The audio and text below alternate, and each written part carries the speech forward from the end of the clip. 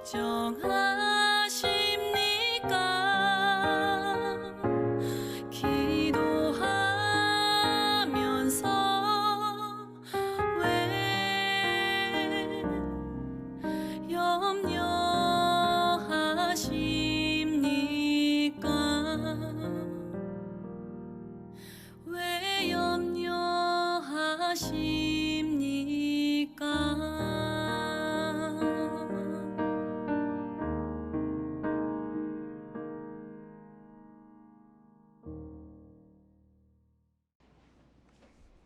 여러분 안녕하세요. 중보기도 LTC 네 번째 시간입니다. 네 번째 시간입니다. 한 주간도 평안하셨나요? 지난주 우리 했던 거 먼저 리뷰해보고 복습해보고 우리 오늘 시작해 보도록 하겠는데요. 지난 시간에 우리 어떤 것들을 살펴보았습니까? 응답받는 기도를 위한 기도 습관 만들기를 우리가 함께 살펴보았습니다. 응답받는 기도를 위한 기도 습관 만들기. 먼저 시간과 장소를 구체적으로 정해보자고 우리가 말씀을 나눴었죠. 우리의 삶에서 의미 있었던 장소는 시간이 흐른 뒤에 그 장소를 지나칠 때 또 기억에 남잖아요. 저 같은 경우는 이제 명동 함흥냉면 본가, 또 우리 모 권사님은 명동의 치킨집 뭐 이렇게 이야기하셨는데, 그런 것처럼 우리의 기도의 배달, 언제든지 기도할 제목이 있을 때 마음 놓고 찾아가서 기도할 수 있는 기도의 배달을 함께 정해보자라고 이렇게 이야기를 나눴었습니다. 또 시간은 언제든지 상관없고 언제든지 좋지만 우리가 언제든지 좋지만 시간의 우선순위를 정해보자 말씀드렸습니다. 하루를 우리가 쓰고 싶은 만큼 다 사용하고 나서, 우리가 시간을 다 사용하고 나서 막 이렇게 짜투리 시간으로 하나님을 기억하고 나아가기보다는 먼저 시간을 정해두고, 그리고 하루의 시간을 하나님을 의식하면서 우리가 살아가자. 우리가 하나님의 그 기도의 뿌리의 근원 안에 우리의 삶을 내어드리자라고 이렇게 이야기했습니다. 그래서 이 모든 것들을 우리가 한번 이번 기간을 통해서 해보자 이렇게 이야기했었죠. 계속 잘하고 계신가요? 새벽 기도 후에, 수요 기도회 후에, 금요 기도회 후에 음악이 마칠 때까지 각자 개인 기도하시고 집으로 귀가하겠습니다라고 할 때 음악이 마칠 때까지 그렇게 기도해 보셨나요? 그렇게 해보실 수 있기를 바랍니다. Just do it. 아기자기 기억나시죠? 아침에 일어나서 기도하고 자기 전에 기도하고 한번 해보자고요. 오늘부터도 괜찮습니다. 해보면서 가랑비에 옷 젖듯이 기도로 풍성해지는 우리의 삶을 한번 그렇게 살아보자고요. 아시겠죠? 그렇게 기도의 습관을 길러갈 때 구체적으로 우리가 지켜가야 할 실천사항 3가지 말씀드렸습니다. 첫 번째 무엇이었습니까? 5분이라도 우리가 매일 기도하자. 하루에 5분씩은 무슨 일이 있어도 우리가 지키는 겁니다. 매일 같은 기도로 지루하시다면 어떻게 하라고요? 스마트폰에 이 메모 앱을 사용하시던지, 저 같은 경우는 카카오톡에 제게 보내는 그 메시지, 그 창을 이용해서 기도 제목도 쓸 때가 있고요. 뭐 어떤 생각나는 거 쓸 때도 있고, 뭐 이런 것처럼 나의 기도의 지경을 넓혀가는 것 참 중요합니다. 그렇게 하다 보면 아마 5분이 엄청 모자랄걸요. 그렇게 한번 해보는 거예요. 두 번째, 내 목소리가 내게 들리도록 기도하라. 하나님은 우리의 목소리를 기뻐하십니다. 우리의 소리를 기뻐하세요. 또 내 목소리가 내 귀에 들림은 내게 하는 선포이기도 합니다. 몇 년 전에 리우 올림픽에 한 펜싱 선수 박상영 선수 라는 선수가 있었는데 14대 10인가요? 15점이 끝인데 14대 10인가? 패색이 짙었을 때 계속 그러는 거예요. 자기에게 할 수 있다, 할 수 있다, 할 수 있다, 할 수 있다 라고 이렇게 선포하면서 그렇게 마인드 컨트롤을 했다라는 거예요. 그 결과 무엇이었습니까? 네, 통쾌한 역전으로 금메달을 거머쥐는 그런 결과를 마련했습니다. 기도는 물론 하나님께 드리는 것이고 하나님께 우리의 소리를 내어 드리는 것이기도 하지만 동시에 기도의 선포가 우리의 삶에 울려 퍼짐으로 기도한 대로 살아가는 역동성을 우리가 경험할 수 있다라는 겁니다. 그렇게 한번 우리가 내 입술, 내 목소리가 내 귀에 들리게 기도해보는 겁니다. Just do it. 마지막으로 교회 소그룹이나 가족과 함께 기도하라. 함께 기도하라. 함께 기도 제목을 나누고 기도할 때 우리의 기도의 줄을 우리가 굳게 잡고 나아갈 수 있음을 말씀드렸습니다. 혼자 기도하면 기도하다가 중도에 포기할 때가 있잖아요. 그러나 함께 기도하면 기도의 줄을 같이 잡고 가는 그런 능력이 있습니다. 그래서 우리 중보기도팀 주제 말씀이 뭡니까? 전도서 4장 12절 말씀이죠. 이제는 암송해야 되지 않겠습니까? 우리가 한번 암송해 볼까요? 한 사람이면 패하겠거니와 두 사람이면 능히 맞설 수 있나니 세 겹줄은 결코 끊어지지 아니하리라. 이 말씀 기억하시면서 계속 중보기도 사역에 동참하는 저와 여러분 되기를 바랍니다. 오늘은 중보기도의 LTC의 네 번째 단원인데요. 오늘 네 번째 단원, 뭘까요? 응답받는 기도를 위해 넘어야 할 장애물이라는 제목으로 강의를 시작해 보도록 하겠습니다. 우리가 즐겨 사용하는 말 중에 지피지기면 백전백승이라는 말이 있습니다. 손자병법에 나오는 말로 알려져 있는데요. 사실 원래는 이 손자가 한 이야기가 옆에 써 있죠. 지피지기면 백전불태니라. 적을 알고 나를 알면 100번 싸워도 위태롭지 않다라는 말과 이순신 장군의 난중일기에 지기 지피면 백전백승, 나를 알고 적을 알면 100번 싸워서 100번 이긴다라는 말이 우리의 사람들의 이 구전을 거쳐 흐르면서 합성된 말입니다. 지피지기면 백전백승으로 말이죠.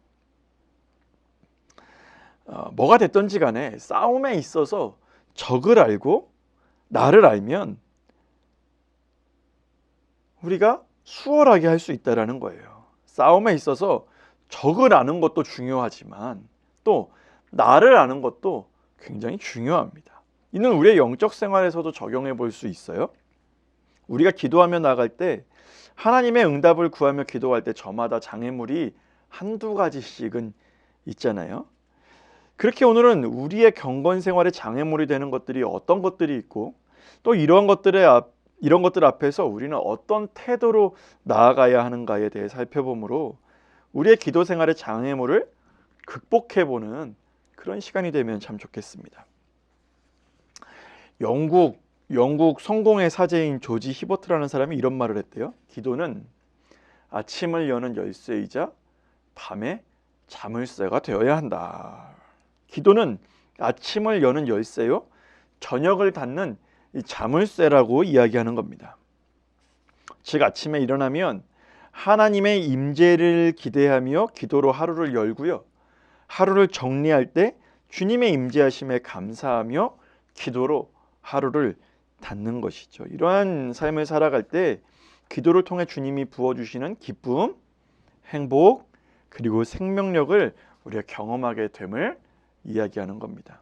이처럼 성도는 기도를 통해서 하나님의 임재를 온전히 누리면서 살아갈 수 있는데요. 불행하게도 사탄은 우리가 하나님의 임재를 온전히 누리고 우리가 그 안에서 기뻐하고 즐거워하는 것을 두고 보지 못합니다. 끊임없이 우리에게 수많은 장애물들을 이렇게 휙휙 던지는 거예요. 우리로 하나님과의 관계를 어그러뜨리고자 한다라는 것이죠. 즉 사탄은 우리로 장애물을 계속해서 던져줍니다. 이 장애물의 종류는요 여러 가지의 것들이 있는데요. 그것들을 통칭해서 우리는 죄라고 부릅니다. 우리가 하나님의 임재를 누리는 온전한 기도로 나아가기 위해서 그러므로 가장 선행되어야 할 것은 무엇일까요? 그것은 바로 죄를 버리고 회개하라입니다. 여러분, 기도의 세계에는 앞서 이야기한 것처럼 장애물들이 참 많이 있습니다. 먼저 우리가 죄를 품고 있으면 주님이 듣지 않으십니다. 이를 시편 기자가 이렇게 고백했어요. 내가 나의 마음에 죄악을 품었더라면 주께서 듣지 아니하시리라. 내가 나의 마음에 죄악을 품었더라면 주께서 듣지 아니하시리라. 여러분, 이 말씀은 현재형입니다. 과거에 지은 죄를 문제 삼는 것이 아니라 지금 내가 현재 품고 있는 죄를 말하는 거예요. 부모는 아이의 손에 오물이 잔뜩 묻어 있으면 뭐라고 이야기해요? 지지야 지지, 먼저 가서 손 씻고 와 라고 이렇게 이야기합니다. 네, 손을 씻지 않은 아이에게 빵을 주면 빵과 함께 오물도 들어가고, 그래서 건강에 좋지 않기 때문에 이처럼 우리는 이렇게 자녀들이 손을 먼저 씻으라고 이렇게 이야기하죠. 이처럼 우리가 죄를 품고 있는데도 하나님이 좋은 것을 우리에게 부어주시면 어떻게 하겠어요? 우리 스스로 죄를 어쩌면 대수롭지 않게 여길 수 있다는 겁니다. 죄를 지어도 괜찮다고 생각할지 모른다는 거예요. 그러나 고백하지 않고 품고 있는 죄는 성령으로 근심하게 합니다. 죄가 만연한 곳에는 성령이 계시지 않기에 그렇습니다. 역사적으로 하나님의 임재가 넘치는 부흥이 일어난 곳에는 먼저 죄를 고백하고 회개하는 역사가 일어났습니다. 1907년에 평양 대부흥 운동 역시도 그랬죠. 길선주 목사님이, 장로님이 그 당시에 먼저 이렇게 남의 재산을, 재물을 탐하여서 융통했던 것들을 공개적으로 회개하였습니다. 그러자 그 얘기를 들은 여기저기서 공개적인 회개가 막 일어났고요. 그리고 나서 성령이 불같이 바람같이 그 모임 가운데 임하였음을 보게 됩니다.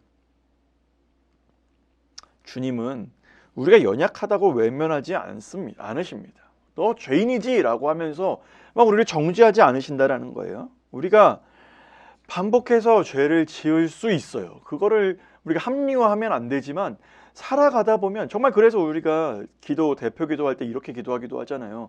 알고 지은 죄, 모르고 지은 죄 용서하여 주십시오.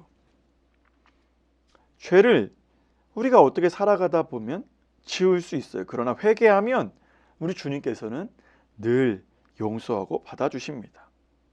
그리고 그 과정을 통해서 우리는 성화되어가는 과정을 겪게 됩니다.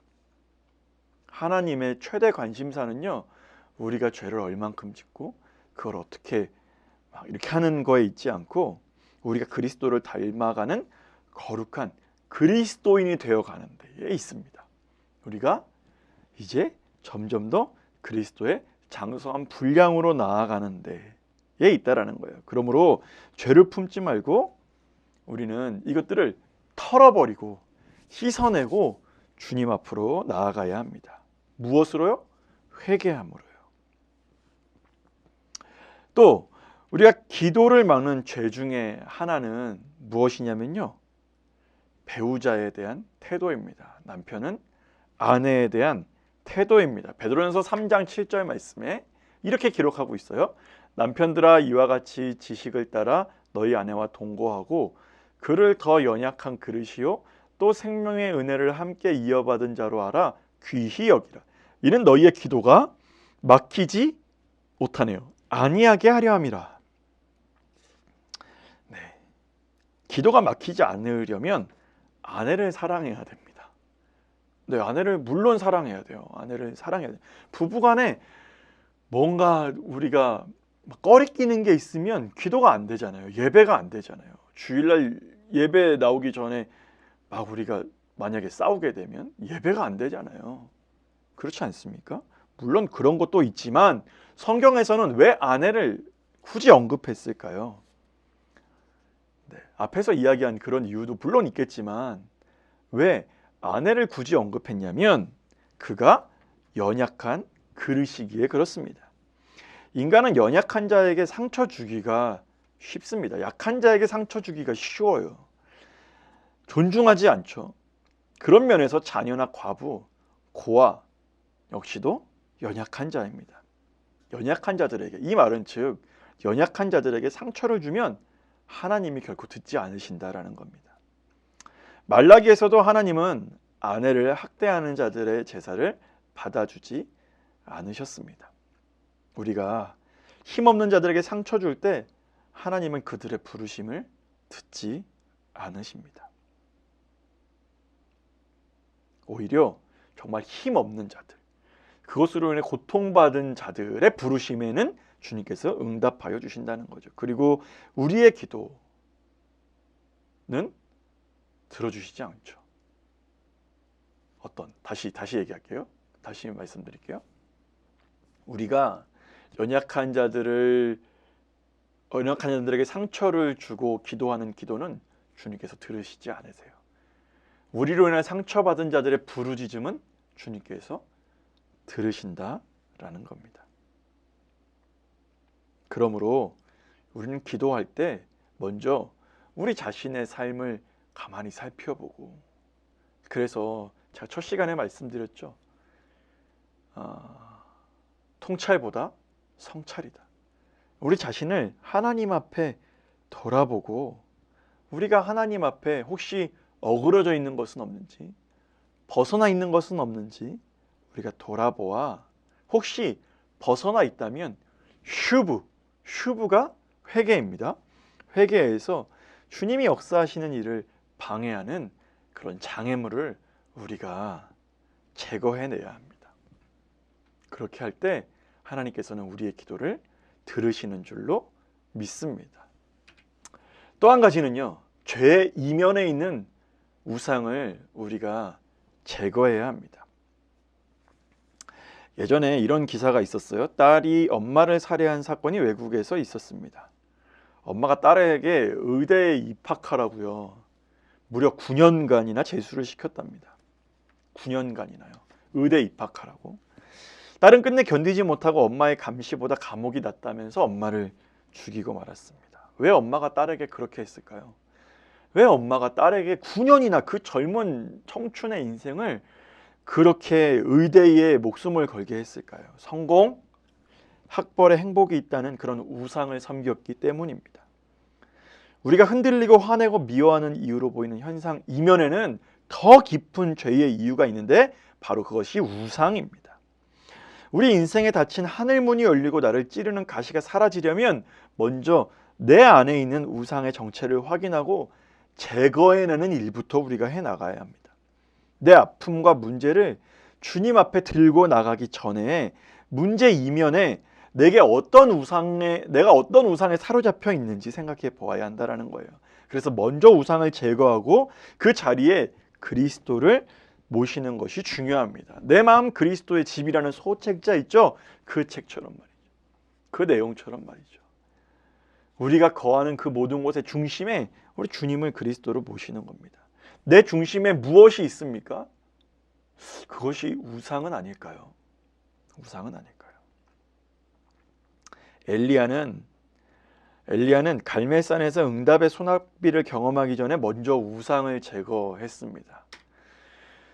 열왕기상 18장 40절 말씀입니다. 함께 읽어볼까요? 엘리야가 그들에게 이르되 바알의 선지자를 잡되 그들 중 하나도 도망하지 못하게 하라 하매 곧 잡은지라. 엘리야가 그들을 기손 시내로 내려다가 거기서 죽이니라.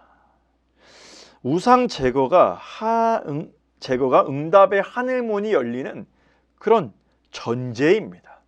전제, 제사라는 거예요. 그리고 엘리야는 갈멜산으로 올라가서 기도하기를 시작합니다. 이어지는 42절 말씀 같이 읽어볼까요? 엘리야가 갈멜산 꼭대기로 올라가서 땅에 꿇어 엎드려 그의 얼굴을 무릎 사이에 넣고. 여러분 이때 엘리야가 어떤 자세로 기도했는지 보세요. 보통 이스라엘 백성은 서서 기도하곤 했었어요. 그래서 누가복음 18장에 바리새인과 세리의 기도에서 바리새인이 서서 기도했다라고 할 때 많은 사람들이 서서 기도한 것을 보고 역시 교만한 사람은 서서 막 기도해 라고 이렇게 볼 수 있는데 전혀 그렇지 않아요. 원래 원래 이스라엘인들의 기도하는 태도 자세는 서서 기도하는 거였습니다. 아니면 혹은 그저 무릎을 꿇고 기도하던가 아니면 또 성전을 향해 두 손을 들고 기도했습니다. 그런데 이 엘리야가 고개를 숙이고 땅에 엎드린 것은 사실 일반적인 기도 자세가 아니었습니다. 성경에서 이처럼 기도하는 경우는 그들이 범죄했을 때 그렇게 기도했었습니다. 그러므로 엘리야의 자세는 그 당시에 범죄하는 이스라엘 백성의 죄를 참회하는 기도였습니다. 우상을 섬긴 민족을 대신해서 하나님 앞에 나아가서 겸비하여 그들의 죄를 용서해 달라고 그렇게 기도드린 겁니다. 근데 여러분 우상을 버리고 죄에서 돌아서는 것이 끝이 아니랍니다. 우상을 섬김으로 하나님의 마음을 아프시게 하고 떠났던 우리의 죄를 회개해야 되는 거예요. 그러니까 그렇게 했다고 해서 그거를 우리가 주님 앞에 벗어났다고 해서 그것을 알아차리고 그래 그렇게 하면 안 되겠다라고 하고 그냥 알고 지나치는 것은 아무것도 아니라는 거예요. 아까 말씀드렸죠. 회개의 의미는 슈브 돌이키는 겁니다. 돌아가는 겁니다. 그것이 진정한 회개입니다. 하나님은 우리에게 단지 바른 행실만 원하시는 것이 아닙니다. 우상을 섬기는 일이 하나님께 대한 반역이고 그분께 대한 범죄요 그분의 마음을 아프시게 하는 일임을 처절히 깨닫기를 원하십니다. 먼저 하나님께 마음을 돌이키기를 더 원하시는 거예요. 주님께 돌아와 무릎 꿇고 회개하면 그때 주님은 우리를 긍휼히 여기시고 용서해 주십니다. 사랑하는 여러분, 혹시 오늘을 살아갈 때 우리의 마음에 영혼의 가뭄을 겪고 계신 분 있습니까? 정말 우리가 기도하며 나아갈 때 응답의 하늘문이 활짝 열리기를 원하십니까? 그렇다면 우리에게 무엇보다 필요한 것은 주님 앞에 무릎 꿇고 회개하며 주님의 긍휼을 구하는 것임을 우리가 기억하여서 주님 앞으로 그렇게 한 걸음 한 걸음 나아갈 수 있는 저와 여러분 되기를 바랍니다. 특별히 이번 주는요, 종교개혁 주일입니다. 네, 우리 교회 창립 기념 주일이기도 하지만 종교개혁 주일이기도 합니다. 종교개혁자들이 그 당시에 외쳤던 슬로건이 있는데 그 슬로건은 무엇이냐면 아드폰테스는 어떤 의미냐면요, 다시 근원으로 라고 이렇게 이야기하는 거예요. 다시 근원으로. 그러니까 우리가 어떤 종교 개혁이라고 하는 것이 없는 것에서 다른 것을 더 덧붙여 가지고 뭔가 좋은 방향으로 정말 그야말로 어떤 개혁적인 방향으로 막 이렇게 나아가는 것을 개혁이라고 하지 않고요. 개혁은 아드폰테스, 다시 근원으로, 원래 그 자리로 돌아가는 것입니다. 그러한 것을 기억하시면서 이번 주 더욱더 주님 앞에 내 마음이 주님 앞에 온전히 돌이켜지기를 원합니다. 주님, 내가 주님께로 돌아갑니다. 주님, 나를 품어 주옵소서라고 기도하며 나아가는 저와 여러분 되기를 바랍니다. 두 번째 우리가 응답받는 기도를 위해 피해야 할 장애물은 무엇이냐면 바로 바쁜 일의 유혹을 피하는 겁니다. 바쁜 일의 유혹을 피하라. 기도를 계속하지 못하도록 방해하는 또 다른 장애물은 바로 이 바쁜 일의 유혹입니다. 우리는 기도가 얼마나 중요한지 잘 알고 있어요. 네. 어떤 신앙생활을 하면서 어떤 계획을 짜면서 나아갈 때 어떤 신중한 일을 우리가 선택하며 나아갈 때 기도가 무엇보다, 특히나 하나님의 일을 해 나아갈 때 기도가 무엇보다 중요한 것임을 알고 있어요. 제가 몇 번 말씀드렸던 것 같은데, 제가 신대원 처음 들어가서 한 교수님이 들어가자마자 칠판에 이렇게 뭐라고 막 쓰세요. 근데 그 교수님이 뭐라고 쓰시는데, 뭐라고 쓰셨냐면, 하나님의 일을 하기 전에 하나님의 사람이 되어라. 하나님의 일을 하기 전에 하나님의 사람이 되어라. 그 말이 점점 더 가면 갈수록 제 마음에 깊이 새겨지는 것 같습니다. 정말 그렇거든요. 우리가 어떤 사역이 있고 어떤 일이 우리 눈앞에 딱 있으면 그 일에 몰두하기가 쉬워요. 하나님의 일을 하면서도 하나님의 뜻을 구하지 않더라니까요. 제가 그렇다니까요. 그래서 정말 우리가 하나님의 일을 하기 원한다면 그만큼 기도해야 되는 줄로 믿습니다. 그런데 어느 순간부터 이 기도가 그저 하나의 형식적인 어떤 순서로 머물러 버리진 않으셨는지요. 그저 어떤 회의나 어떤 모임을 하기 위해서 그저 앞에 그냥 지나쳐야 할, 오늘은 누가 하시죠? 오늘은 누가 기도해 주시고 시작하겠습니다. 예? 하나의 순서로만 그렇게 머물러 버리진 않으셨나요? 우리는 기도가 얼마나 중요한지 잘 알고 있습니다. 그런데 그 중요한 기도를 저기 뒤로 제쳐두게 하는 일이 도대체 무엇인가요? 바로 급한 일, 바쁜 일입니다. 바쁘게 사는 사람은 대단히 성공적인 삶을 사는 것 같지만 실상은 중요한 것을 정말 놓쳐버리고 그저 껍데기를 쫓고 있는 인생일 수도 있다는 것입니다. 그러므로 사탄이 기도를 방해할 때 애용하는 가장 대표적인 장애물은요, 바로 바쁜 일이랍니다. 그래서 사무엘 체드윅이라는 사람이 이렇게 이야기했어요. 사탄은 우리가 계획을 세울 때 미소를 짓는다. 그리고 우리가 정신없이 바쁠 때 크게 웃는다라고 말이죠. 왜 그럴까요? 사탄은 성도가 기도하지 않으면 무력해진다는 것을 너무나 잘 알고 있습니다. 정말 귀신같이 잘 알죠. 네. 하나님은 사탄이 그런 존재라는 것을 훨씬 더 잘 알고 계십니다. 그렇게 성경은 계속 우리에게 권면합니다. 뭐라고요? 기도를 계속하고 기도에 감사함으로 깨어 있으라.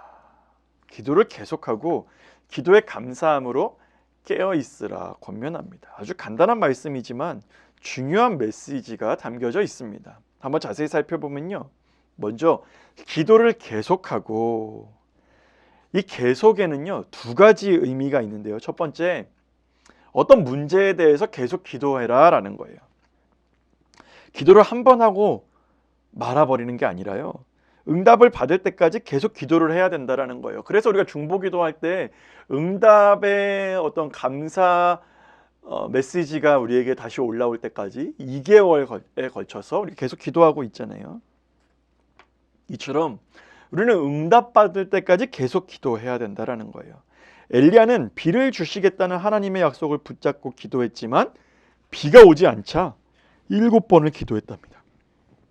성경에서 7이 의미하는 것은 완전수예요. 그러니까 7번 기도했다고 해서 정말 1번, 2번, 3번, 4번, 5번, 6번, 7번 기도하고 끝, 이게 아니라 7번 기도했다라는 것은 완전수, 계속해서 기도했다라는 겁니다. 비가 올 때까지 기도했다라는 거예요. 물론 우리가 한번 기도하고 믿었다고 할 수도 있습니다. 하지만 기도를 잊어버리는 순간 믿음도 함께 추락하는 겁니다. 믿음과 함께 추락하는 거예요. 지속적으로 드리는 기도야말로 어찌 보면 믿음의 표현인 거죠. 기도를 통해서 우리의 믿음이 드러난다라는 거예요. 우리는 계속 반복적으로 기도함으로 바로 문제 너머에 계시는, 상황 너머에 계시는 하나님을 바라보며 믿음을 유지합니다. 기도 생활이 곧 믿음 생활이라는 거죠. 믿는다면 당연히 우리는 기도해야 합니다. 두 번째, 기도 생활을 체질화하라 라는 뜻입니다.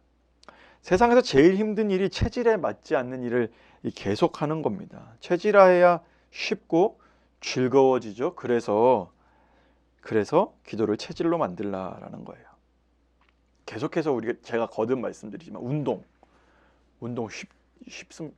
쉬운 분도 있죠. 물론 쉬운 분도 계시지만 사실 대부분 쉽지 않습니다.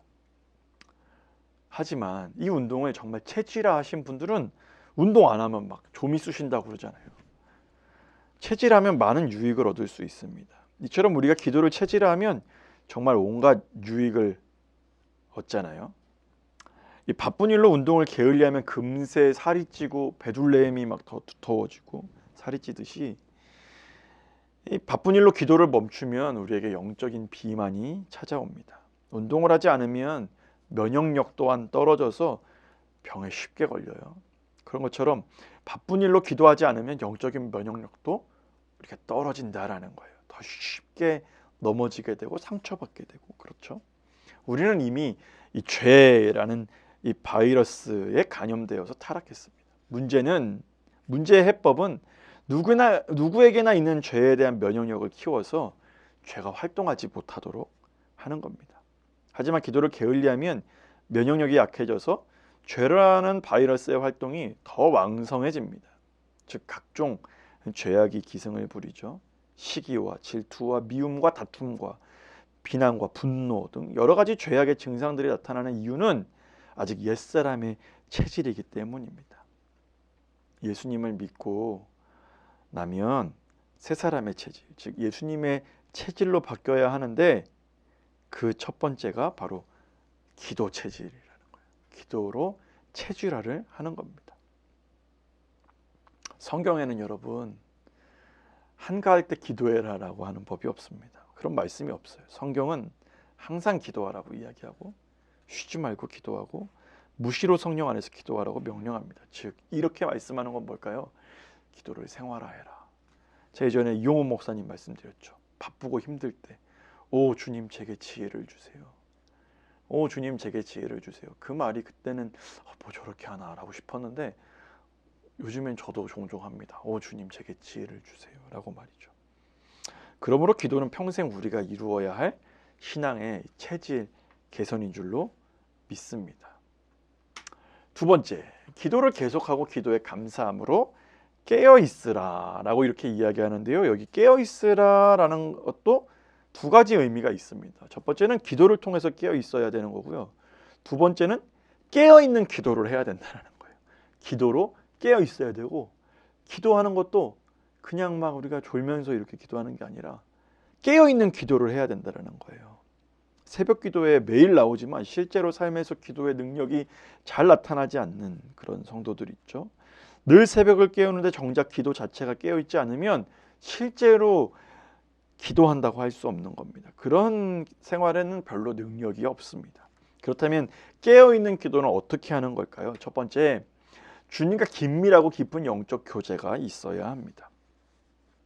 주님과 긴밀하고 깊은 영적인 교제가 있어야 된다라는 거예요. 무엇이 영적으로 깊은 교제일까요? 정말 내가 기도하는 만큼 하나님의 음성을 듣는 시간도 필요하다라는 거예요. 어쩌면 듣는 시간이 훨씬 더 길어져야 되지 않을까요? 네. 두 번째, 무엇을 기도할지 정확히 알아야 합니다. 즉 구체적으로 이 기도로 올려드릴 기도 제목이 우리가 있어야 된다라는 거예요. 기도 제목, 여러분 기도 제목 있으십니까? 그 기도 제목을 함께 나누고 기도하실 분들 지난주에 잘 세워보시고 그렇게 해보셨죠? 네. 무엇을 기도할지 정확히 알아서 기도하는 것이 바로 깨어있는 기도다. 세 번째, 기도할 때 이기적이고 세속적인 마음을 버리고 주님의 나라와 영광을 위한 사역적인 마음가짐이 있어야 합니다. 그래서 사도 바울은 이어지는 골로새서 4장 3절 말씀에 이렇게 말씀하고 있어요. 또한 우리를 위하여 기도하되 하나님이 전도할 문을 우리에게 열어주사 그리스도의 비밀을 말하게 하시기를 구하라. 내가 이 일 때문에 매임을 당하였노라. 아멘. 바울은 전도의 문이 열리고 그리스도의 비밀을 말하게 해달라고 기도 요청을 하였습니다. 이렇게 하나님 나라에 참여하는 기도가 바로 깨어있는 기도다라는 거예요. 많은 그리스도인들이 기도할 때 각자 개인의 문제, 물론 기도하는 거 그렇게 기도하는 거 중요해요. 그러나 너무 내 문제, 우리 가정의 문제에만 함몰되어 있는 게 문제입니다. 그저 개인적인 기도에서 멈춥니다. 자기 중심적인 마음으로 드리는 기도가 많다라는 거죠. 그런데 이제는 조금 더 지경을 넓혀보자고요. 진정 하나님의 입장에서 사역적인 마음으로 기도할 줄 아는 성도가 그렇게 많지는 않습니다. 하지만 하나님이 필요하시는 기도자는 세상과 교회를 두고 중보할 줄 아는 기도자입니다. 한쪽으로 편중돼서 기도하는 게 아니라요. 내 어떤 이성과 내 어떤 사고와 내 어떤 그런 이데올로기에 사로잡혀서 기도하는 것이 아니라 정말 하나님의 마음은 무엇인가, 예수님의 마음은 무엇인가를 우리가 알고 그 마음에 집중하고 기도 드리는 겁니다. 계속 기도하는데 기도가 성장하지 않는다면 우리는 자신을 성찰해 보아야 됩니다. 돌아보아야 합니다. 정말 깨어있는 기도를 드리고 있는지 말이죠.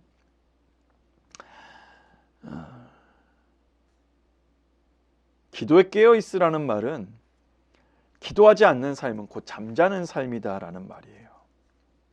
바쁜 일로 기도하지 않으면 육적으로는 깨어있고 부지런해 보일지는 모르나 영적으로는 실상 잠들어 있는 겁니다.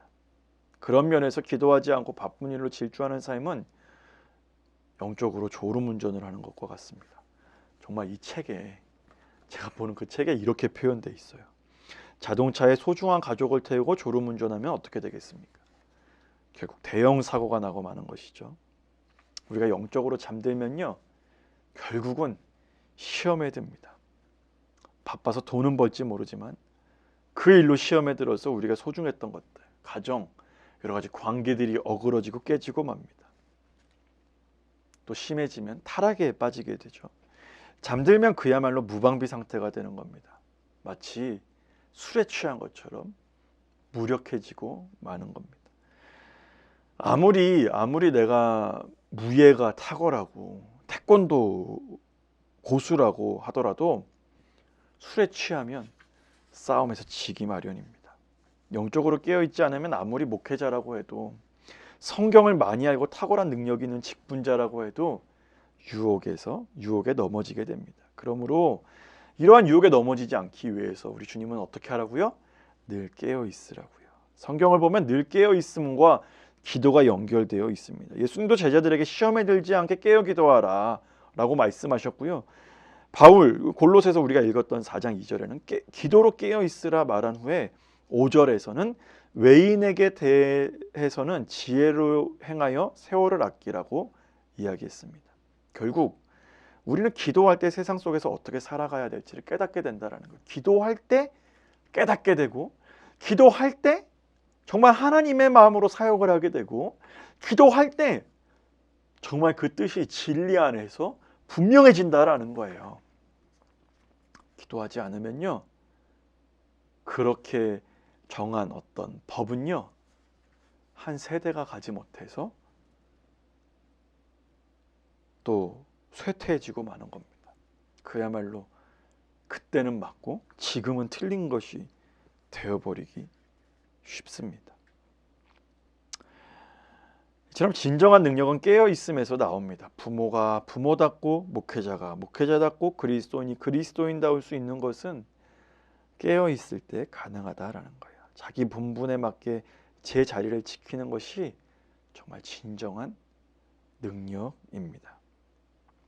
우리는 그 능력에 대해서 오해할 때가 있어요. 어떤 대단한 일을 하는 것이 능력이다라고 할 수 있는데, 성도의 가장 큰 능력은요, 주님 앞에 바짝 붙어 있는 것, 바짝 붙어 있는 것, 바짝 붙어 있는 것. 누차 누누이 말씀드렸죠. 여호수아에게 오직 강하고 담대하라.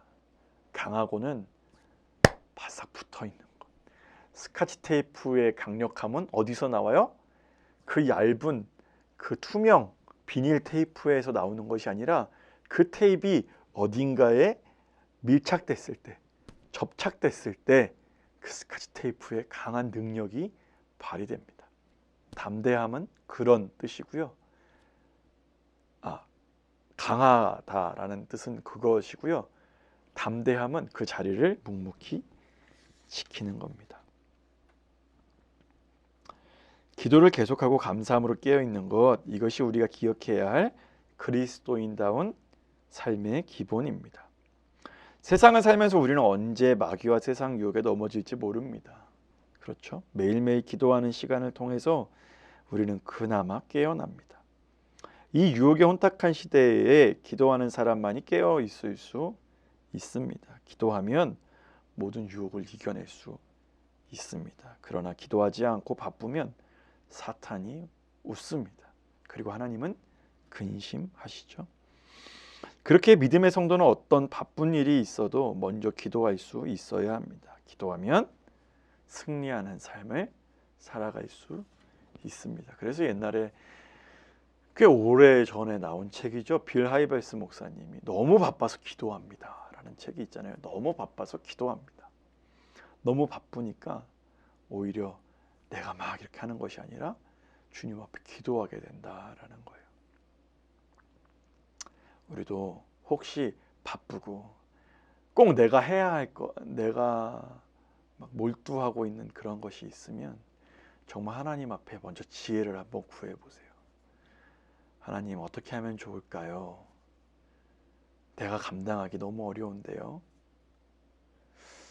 하나님께서 하나님의 마음을 우리에게 부어주실 줄로 믿습니다.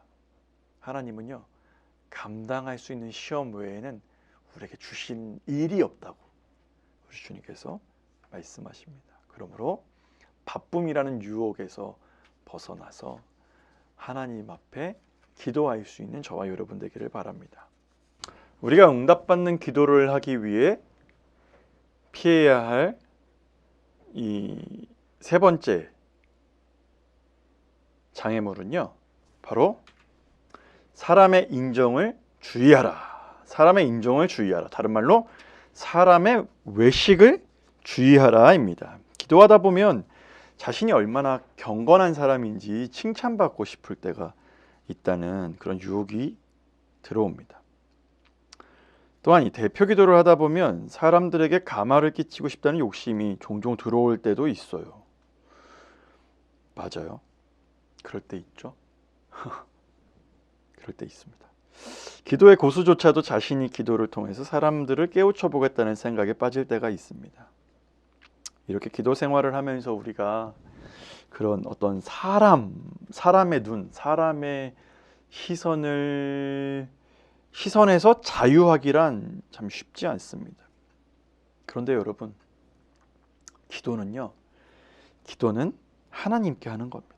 하나님의 말씀은 사람에게 보이려고 기도하는 사람은 자기의 상을 이미 받았다고 말합니다. 즉, 사람들의 칭찬이 응답이라는 겁니다. 주님은 은밀한 중에 계시며 은밀한 중에 보십니다. 기도는 언제나 하나님과 나 사이에만 존재하는 단독자로서의 원투원의 시간입니다. 사람에게 기도하는 내 모습을 보이려 하거나 목소리를 들려주거나 나 자신이 감화력을 끼치려는 시도들은 하나님과의 은밀한 만남이 아니랍니다. 우리는 기도할 때 아무도 보지 않고 듣지 않는 곳에서 오직 하나님께만 신경을 써야 합니다. 그것이 바로 기도의 골방입니다. 예수님이 골방에 들어가 문을 닫고 기도하라고 말씀하시잖아요. 그 이유가 바로 이것입니다. 은밀한 중에 들으시는 주님을 만나라는 거예요. 늘 은밀히 보시는 주님, 그 은혜를 베푸시리라고 하시는 것처럼 우리가 은밀한 중에 기도할 때 정말 우리에게 하나님은 큰 말할 수 없는 은혜를 베푸실 때가 있습니다. 여러분들 다들 경험 있지 않으세요? 저는 은밀한 중에 기도할 때 정말 이제 신학교를 가려고 하는데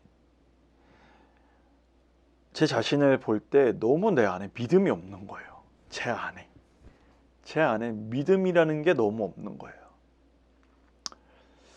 그래서 정말 차마 내가 다른 사람들 앞에 내가 믿음 없다라고 고백하는 게 너무 부끄러워서 정말 제 옷 속에다가 제 옷 속에다 이 손 이렇게 집어넣고 주님 제가 믿음이 없어요.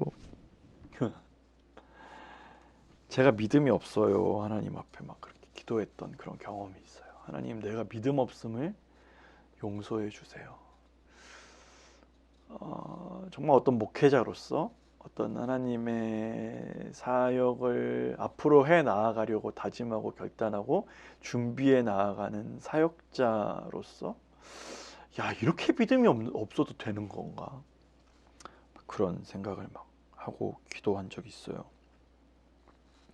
근데 그때 막 그렇게 부끄럽게 하나님 앞에 기도하는데 주님께서는 제게 그런 마음을 주셨어요. 그 믿음 없음이 아브라함의 모습이었다. 믿음의 조상 아브라함이라고 하는데 아브라함도 믿음이 없던 사람이었다 라고 이렇게 그런 마음을 주시더라고요. 그러고 나서 나중에 성경을 읽는데 히브리서 11장 8절인가요? 거기서도 그렇게 소개하더라고요. 믿음으로 아브라함은 하나님의 음성을 들었을 때에 갈 바를 알지 못하고 나아갔으며 라고 기록하고 있는 말씀을 보고 얼마나 제가 마음이 기뻤는지 몰라요. 정말 믿음이 있는 사람이라고 하면 어떻게 뭔가 막 크게 결단하고 앞으로 막 무조건 불도저처럼 직진하고 막 이런 사람이어야 될 것 같은데 그런 줄 알았는데 그렇지 않고 번번이 무너지고 근심하고 염려하는 내 자신에게도 그렇게 막 그런 저에게 야 믿음의 조상 아브라함도 그랬어 라는 그런 마음을 주실 때 내 마음이 얼마나 위로가 되든지요. 그렇지 않아요? 나만 못하는 줄 알았는데 다른 사람도 못했구나 라는 그런 거 있어요. 그죠? 그런 거 있으면 되게 위로받잖아요.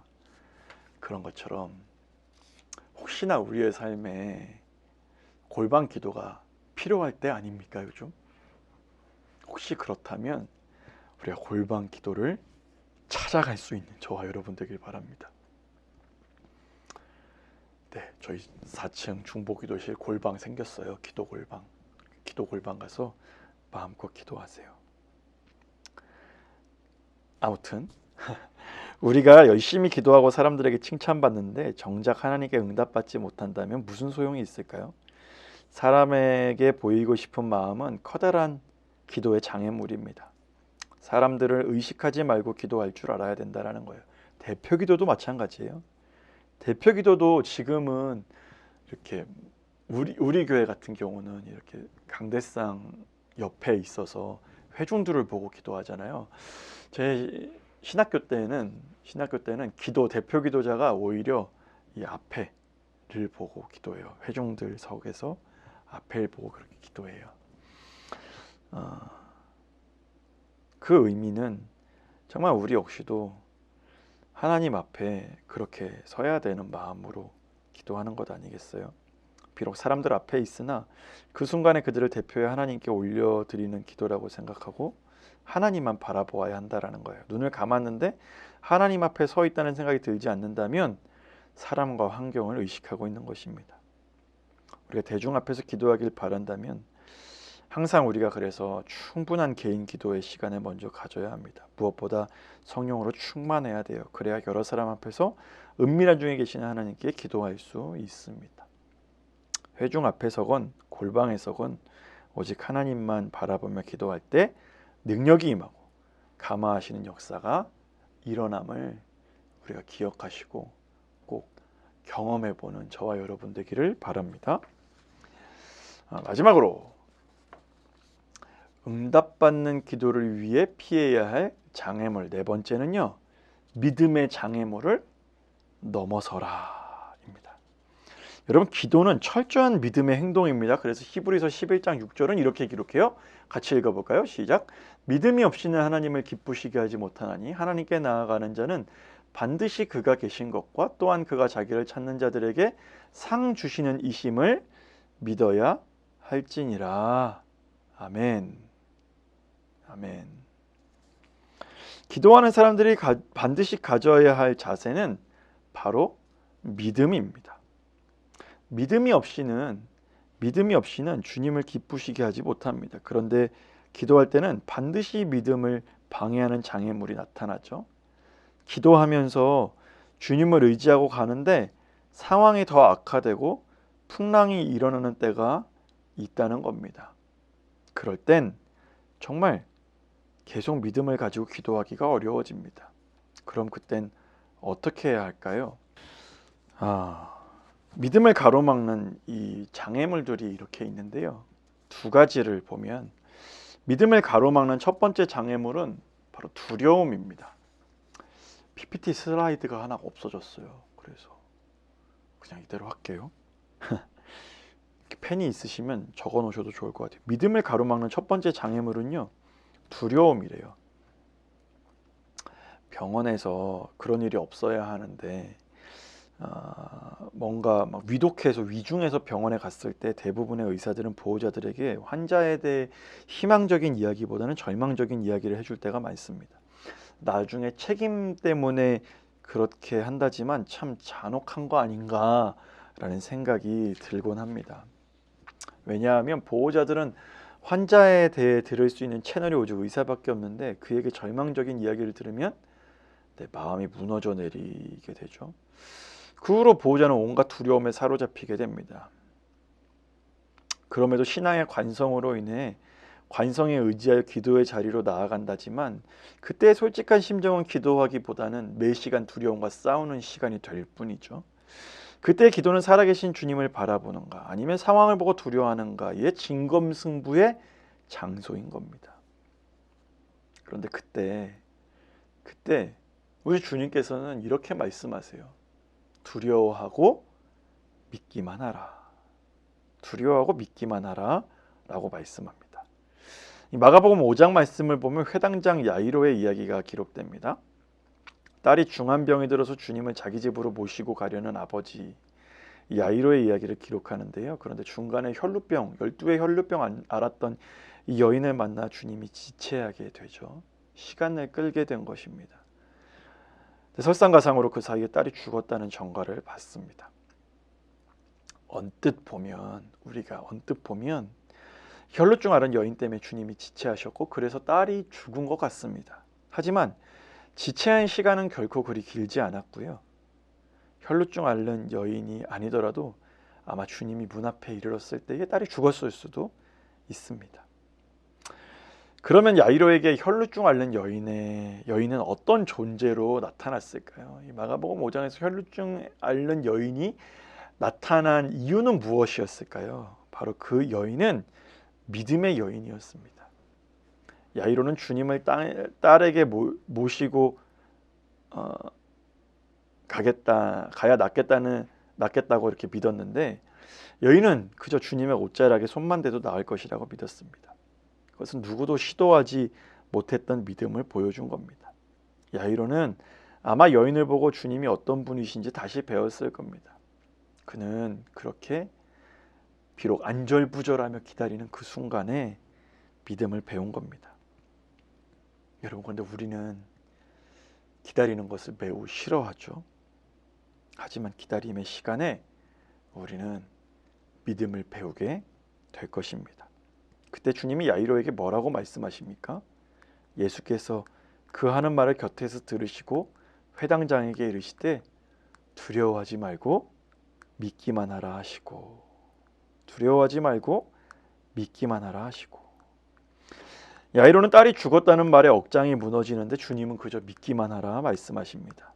야이로 안에는 절망과 믿음이 싸우고 있었습니다. 그가 두려워하면 주님을 모시고 갈 수가 없고, 그러면 딸은 죽는 겁니다. 그가 믿으면 주님을 딸이 죽어있는 방까지 모시고 갈 수 있고, 그러면 딸은 삽니다. 믿으면 살고 두려워하면 죽는 것이죠. 주님과 함께 출발하였지만 그 여정은 아주 험난했습니다. 두려움의 파도가 곳곳에서 일어났고요. 상황은 악화되는 일이 더 많이 있습니다. 더 안 되는 것 같습니다. 베드로가 무리를 걷다가 바람을 보고 무서워했듯이 말이죠. 우리에게는 이처럼 믿음으로 걸어가고 기도하는 순간에도 수많은 두려움들이 우리에게 다가올 때가 있습니다. 그런데 여러분, 기도는 무엇입니까? 두려움과 싸우며 믿음을 잃지 않는 과정입니다. 두려워하면 기도할 수 없고요. 믿으면 우리가 기도할 수 있는 것입니다. 두 번째, 믿음을 가로막는 두 번째 장애물은 또 의심이 있습니다. 두려움과 싸우면서도 기도할 때 계속 우리 마음 깊은 곳을 공격해 오는 것이 무엇이냐면 바로 의심입니다. 전에도 한번 제가 고백하기도 하였지만 삶 속에 이런저런 어려움이 있을 때 기도하는 것도 사실 용기예요. 기도하는 것도 용기지만 기도했다면 온전히 신뢰하는 것은 더 큰 믿음의 용기입니다. 믿음의 행동입니다. 곰곰이 생각해 보니 그동안 기도는 하는데 기도하고 구한 것에 대해 하나님을 믿어드리는 일은 제가 잘 못했던 것 같아요. 그래서 기도할 때마다 이런 중보기도 이야기할 때마다 때로는 설교할 때도 그렇게 종종 할 때가 있어요. 내 길을 여호와께 맡기라. 그리하면 그가 이루시고 다른 이들과 기도에 관해 믿음에 관해 이야기할 때 그토록 맡기라. 뭐라 그래요? 제가 맡기라. 굴려버려라. 굴려버리는 것이다. 내 손을 떠나간 것이다 라고 이야기하지만 정작 저는 그렇게 하지 못하는 모습이 제 모습임을 깨닫고 정말 이제부터 기도만 하지 말고 정말 내가 먼저 믿고 맡겨드리는 일도 잘하자 결단하였습니다. 그러자 제 시각이 달라지더라고요. 그러니까 어떤 상황이 달라지는 게 아니라 제 시각이 달라져요. 하나님에 대한 상이 달라져요. 이마고데이, 하나님의 형상, 하나님에 대해서 제가 다르게 보더라고요. 그야말로 어떤 상황, 삶의 어떤 조각에 초점이 맞추어져 있던 제 시각이 달라지고 그야말로 정말 신실하신, 언제나 좋은 것으로 내게 베풀어 주시는 하나님의 신실하심이 보이고 그 은혜를 내가 누리게 됨을 고백합니다. 그렇게 우리 주님은 의심을 가지고 기도하는 자에게 이렇게 말씀하십니다. 의심하지 말고 믿으라. 의심하지 말고 믿으라.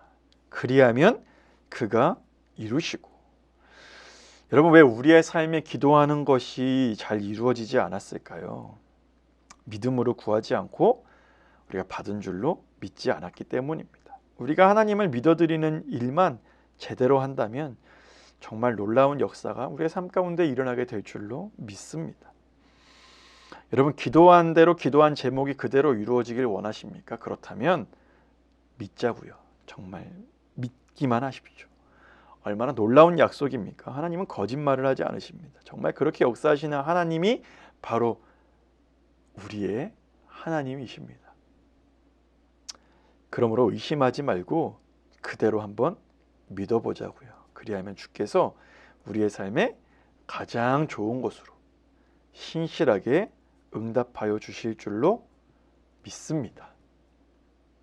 그렇게 just do it 이번 기간 동안에 그렇게 한번 해보는 저와 여러분 되기를 바랍니다. 자, 이번 시간의 서머리, 응답받는 기도를 위해 넘어야 할 장애물 4가지를 우리가 살펴봤는데요. 첫 번째, 장애물로 죄를 회개하며 긍휼을 구해야 한다. 죄를 회개하며 긍휼을 구해야 한다. 나의 마음 가운데 하나님 외에 다른 것이 나에게 사로잡혀 있다면 그것들을 우리가 벗어버리고 주님 앞에 긍휼을 구해야 한다. 네, 깨끗한 그릇에 밥을 담아 먹어야죠. 그런 것처럼 우리가 주님 앞에 긍휼을 구하며 나아가는 저와 여러분 되길 바랍니다. 두 번째, 바빠도 기도해라. 기도를 체질화하라. 네, 우리가 바쁘면 사단은 미소를 짓는답니다. 사탄이 그렇대요. 사탄이 그렇다는 걸 알면 우리가 어떻게 하겠습니까? 네, 기도해야죠. 네. 바쁠 수 있어요. 바쁠 수 있는데 그래서 바쁜 것에 함몰되거나 막 내가 그것에 막 몰두하는 것이 아니라 너무 바빠서 우리 기도하는 거예요. 오 주님, 제게 지혜를 주세요. 그렇게 말이죠. 세 번째, 하나님만 의식하라. 다른 사람의 시선을 의식하지 말고 하나님만을 의식하라. 그래서 하나님께 정직하게 은밀한 가운데 나아가라 라고 이야기합니다. 네 번째, 믿음으로 기도하라. 믿음으로 기도하고 하나님을 믿어드려라 라고 이야기합니다. 네, 하나님을 믿어드려라 라고 이야기하는 거예요. 네, 오늘 이 네 가지로 우리가 함께 살펴보았고요. 마지막 우리가 적용하는 것으로, 네, 오늘의 적용은 한 가지입니다. 우리의 기도 생활을 방해하는 다음 장애물들의 1회부터 10까지 점수를 매겨보는 거예요. 가장 큰 장애물이 무엇인지 적고 하나님께 그 장애물들을 넘게 해달라고 간절히 기도해 보는 겁니다. 아시겠죠? 그렇게 개인적으로 이렇게, 네, 보이시죠? 1에서부터 10까지 네, 한번 적어보시고 이걸 가지고 하나님 앞에 그 장애물을 넘게 해달라고 간절히 기도해 보시고요. 또 한 가지, 만약 여러분들 용기가 되신다면 우리의 경건 생활에 어떤 과거에 기도의 장애물을 뛰어넘고 하나님이 주시는 큰 은혜를 경험한 적이 있다면 한번 나누어 줘 보시면 좋을 것 같습니다. 용기 있으신 분들의 참여를 부탁드립니다. 참여하시는 분들 중 추첨을 통하여 네, 따뜻한 커피를 쏴드리도록 하겠습니다. 네. 아무튼 그렇게 하고 오늘 강의는 이것으로 마치겠습니다. 제가 기도하고 마치겠습니다. 자비하신 하나님, 은혜와 사랑을 감사합니다. 오늘도 귀하고 복된 날 주시고, 하나님, 우리가 중보기도 LTC로 하나님의 마음을 알아 하나님의 뜻을 구하고 하나님이 허락하시는 그곳에서 우리가 기도의 사람으로 섬길 수 있는 은혜와 기회 주시니 참 감사합니다. 하나님, 우리가 지금 4주에 걸쳐서 기도하면 응답받는다라는 그런 주제로 우리가 말씀을 나누고 있습니다. 특별히 오늘은 응답받는 기도를 위해 피해야 할 장애물들 네 가지를 우리가 함께 살펴보았습니다. 하나님, 우리가 정말 하나님 앞에 우리의 죄악들을 다 회개하고 온전히 하나님 앞에 정직한 자로 설 수 있는 은혜가 우리에게 있게 하여 주옵소서. 우리가 혹 너무나 바쁜 일 때문에 하나님을 잊어버리고 산다면 주님, 우리의 마음을 돌이켜 하나님 앞에 지혜를 구하며 나아가는 믿음의 성도 되게 하여 주시고, 우리가 하나님보다 사람을 더 의식하고 있다면 우리의 마음을 돌이켜 주님을 더욱 바라보는 시선이 우리에게 회복될 수 있도록 인도하여 주옵소서. 또한 우리가 기도하며 나아갈 때 두려워하지 않고 의심하지 않고 오직 믿음으로 하나님을 기쁘시게 해드리는 거룩한 성도의 삶을 살아갈 수 있도록 은혜 베풀어 주옵소서. 하나님, 계속해서 우리가 공부하고 또한 기도하며 나아갈 때에 정말 하나님께서 이 기간을 통하여서 우리의 행하시는 일들을 기대하게 하여 주시고 소망하게 하여 주셔서 하나님의 기쁨이 우리의 삶 가운데 충만할 수 있도록 인도하여 주옵소서. 그렇게 행하실 주님을 기대하고 소망하옵고 이 모든 말씀 우리 주님 예수님의 이름으로 기도하옵나이다. 아멘. 네, 여러분 수고하셨습니다. 그리고 오늘은 이미 눈치채신 분들도 있겠지만 녹화 방송입니다. 네, 제가 오늘 한나 여전도회와 함께 야유회를 가야 하는 그 일정이 생겨서 오늘은 오랜만에 녹화 방송이었다라는 점 기억해 주시고 우리 다음 시간에 또 뵙도록 하겠습니다. 여러분 수고하셨습니다.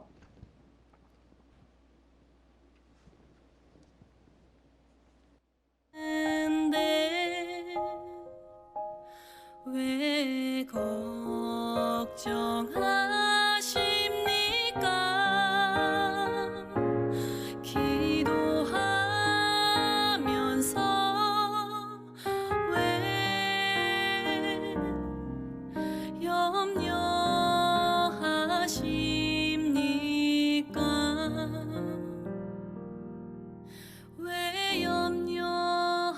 心